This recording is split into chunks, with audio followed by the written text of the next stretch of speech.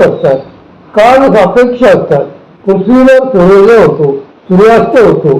सूर्य कायम एकाच ठिकाणी दिसतो का? नाही. तो उगवतो, माथ्यावर येतो, मावळतो आणि परत रात्र होते. हे जे असे बदलत राहणारे चक्र असते ते प्रपंचाचे. परमार्थात मात्र तसे नसते. परमार्थामध्ये एकदा का आत्मप्रभा आत प्रकट झाली की आत अखंड ज्ञानाचा दिवसच असतो.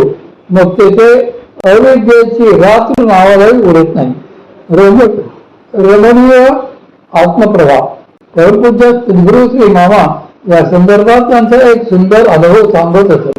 हिमालयात तपश्चर्येकरता असताना एकदा रात्री 3 वाजता ते झोपले. त्यानंतर अर्ध्या पाऊण तासातच झोप उघडून ते उठले. थोडीशी झोप डोळ्यावर होती. त्याच तंद्रीत उठून ते स्नानासाठी म्हणून गंगेवर निघाले. त्यावेळी त्यांना असे दिसले की सूर्य भर माथ्यावर आलेला आहे. सूर्यप्रकाशात आपल्याला जसे सारे स्पष्ट दिसते तसे त्यांना सगळे त्या प्रकारचा स्पष्टपणे दिसत होते. पण तो प्रकाश प्रखर नसून अत्यंत आल्हाददायक होता. रात्र आहे अशी त्यांना कुठलीही जाणीव नव्हती. त्यांचा तो अनुभव 2 तास तसाच टिकून राहिला आणि प्रत्यक्षात निसर्गात पाहत झाल्यानंतर तो आपोआपच मावळला. त्यावेळी परमपूज्य श्री मामांना असा प्रश्न पडला की आतापर्यंत सूर्य तर माथ्यावर दिसत होता आणि आता परत तो पूर्वेला उगवताना कसं काय दिसतोय? हा काय अनुभव आहे?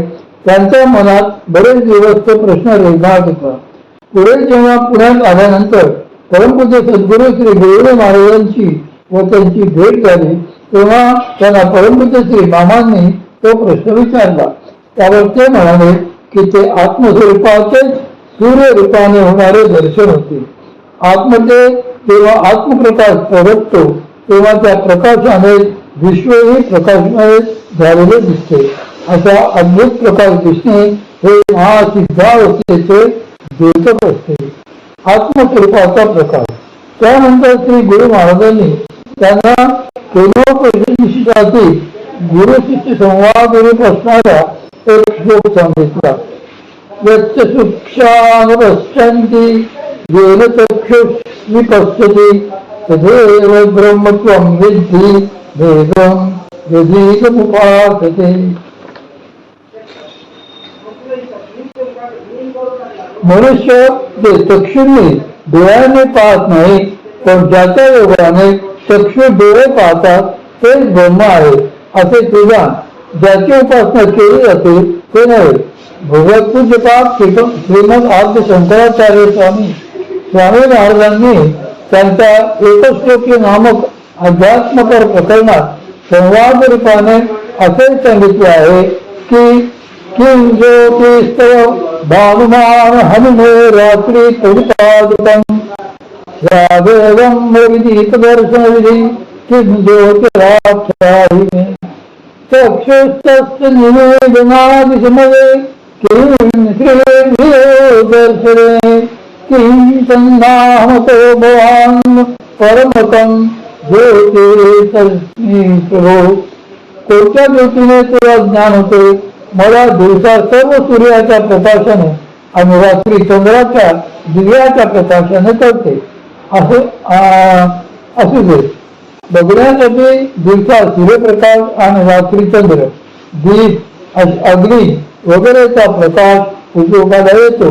तर सूर्य, दिवा इत्यादिकांचे ज्ञान कशाने होते ते मला सांग. डोळा हेच सर्व दृश्य वस्तूंच्या ज्ञानाचे साधन आहे. डोळे झाकले असता कशाने ज्ञान होते? बुद्धीने ज्ञान होत असते. बुद्धीचे ज्ञान कशाने होते? त्याला मीच कारण आहे, म्हणजे तूच सर्वांचा प्रकाशक आहे. सर्वश्रेष्ठ प्रकाश स्वरूप तूच आहे. गुरु शिष्य संवाद या श्लोकाच्या संदर्भाने एक बोधप्रद कथाही सांगितली जाते.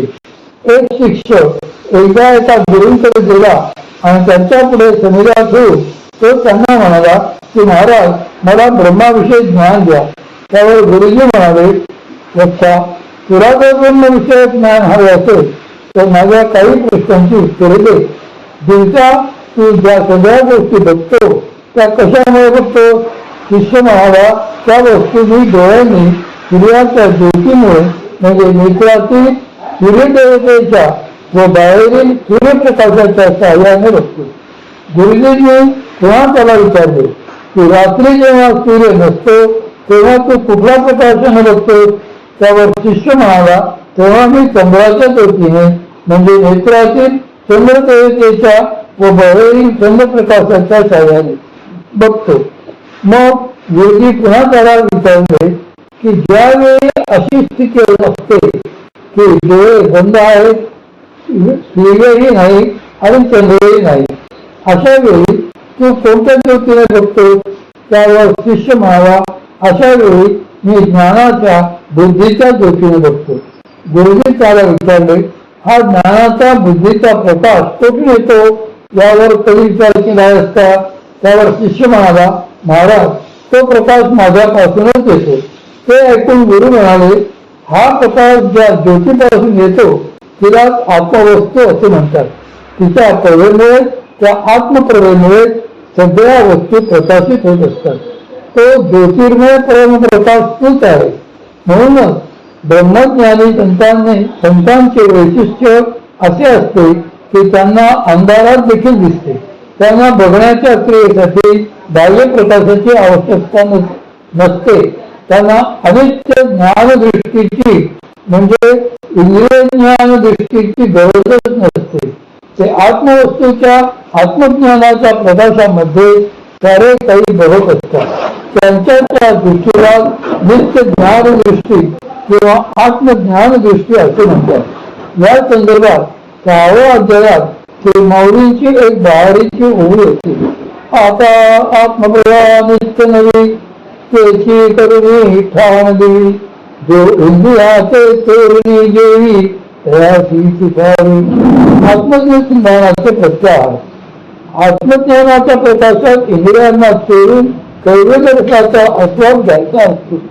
या संदर्भात परमपूज्य सद्गुरू श्री मामा सांगत की एखादी सुगरण उत्तमपैकी लाडू करते आणि ते एका डब्यात भरून ठेवते. तिला मनापासून असे वाटत असते की हे लाडू आपल्या नवऱ्याने आणि मुलांनी खावे, पण तिला हेही माहीत असते की आपली पोरे द्वार आहे, त्यांना डबा विसरायचाच अवकाश, किती ते सगळे लाडू खस्त करून टाकते. म्हणून अगोदर ती आपल्या नवऱ्यासाठी गुपचूप काही लाडू बाजूला काढून ठेवते आणि मगच पोरांना लाडूंचा डबा दाखवते. त्याप्रमाणे संत महात्मे हे इंद्रियरूपी द्वार पोरांचा नोकर भगवतीने त्यांच्याकरिता राखून ठेवलेल्या लाडूंचे कैवल्य रसाचे आस्वादन करीत असतात. आत्मज्ञानाच्या प्रकाशामध्ये आभासरूपपर्यंतही होत असते आणि कैवल्य रसाचा आस्वादही घेता येत असतो. म्हणून शहाण्याने त्या आत्मवस्तूच्या प्रभेमध्ये मग्न राहून इंद्रियांना विषयामध्ये देवरीपुरते जाऊ द्यावे आणि त्यानंतर तेथून हळूच काढून घ्यावे. याला श्री माऊली आत्मप्रभेला ठाणदेवी करून तिचे अनुसंधान ठेवून जो इंद्रियात चोरणी जेवी तयाची खावे असे म्हणतात.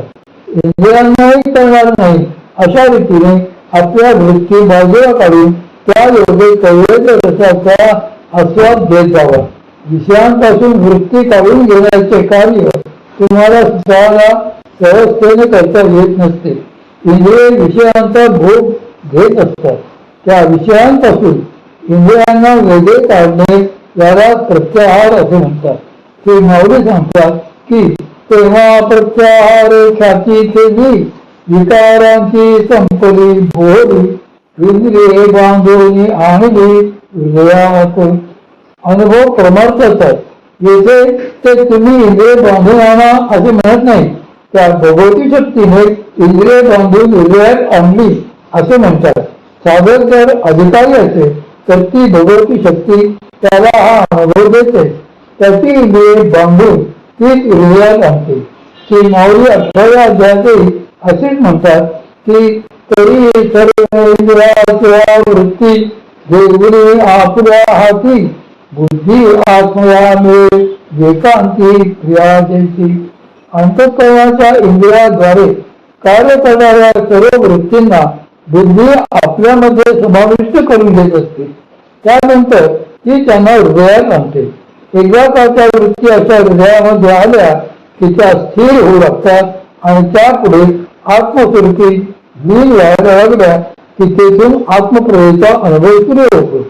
श्री माऊली म्हणतात की संतांनी वसविलेल्या स्थानी त्यांच्या कृपाशक्तीच्या योगाने येणारा असा अनुभव हा प्रपंचाचा नसतो.